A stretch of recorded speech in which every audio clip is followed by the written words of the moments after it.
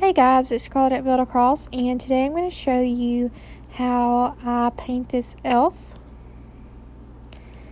And I'm going in first and base coating his skin tone in the color Putty and using a number 12 flat. Now I'm going in with the color Rustic Red for the top of his hat.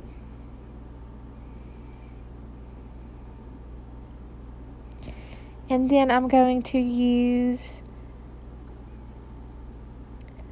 this soft pink color for his tongue.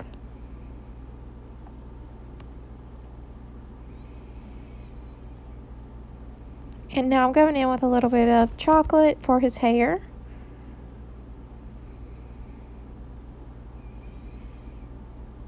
And then I'm going to go in with evergreen for the little trim detail on his hat.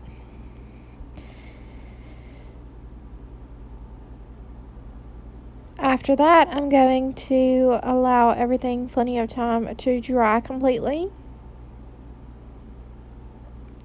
And I'm just painting the little jingle bell on his hat in a Savannah Mist first. And now that everything's dry, I'm going in with a Sharpie brushstroke marker and outlining everything.